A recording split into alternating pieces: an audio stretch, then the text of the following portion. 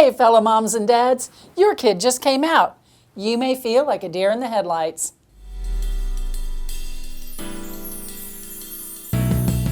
I'm a mother of 5 lovely children, 2 of whom identify as queer. I'm also a Christian, a pastor, and a longtime leader in the church. Here are 5 steps to take when your child comes out to you. First, breathe, pause. Don't do anything rash. When you're in a crisis mode, that's the worst time to make a decision. My husband and I don't even answer difficult emails without giving it 24 hours.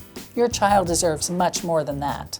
Work through your emotions, but don't make your child pay for them.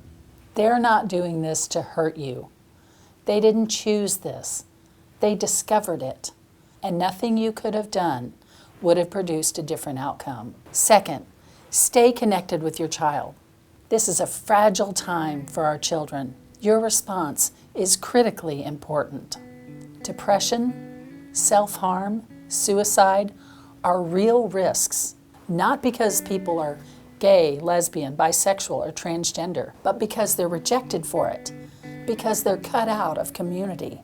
If you have cut your child off or reacted unlovingly to them, seek them out. Let them know that you're there for them.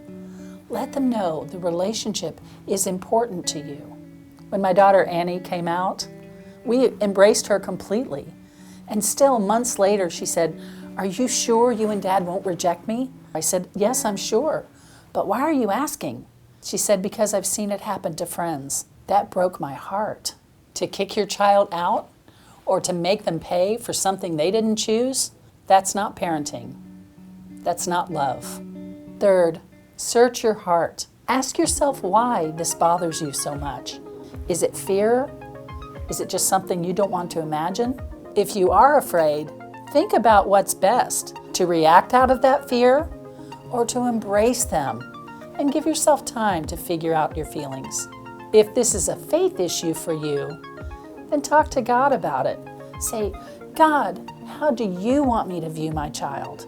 I work with thousands of parents, both online and in person, and the ones who've told me they've prayed about it have heard things like, "I'll take care of them and you. You just love them and leave the rest to me." No one has come back to me and said, "God told me that I have to kick them out." That doesn't even sound like God. Re-examine your relationship with God.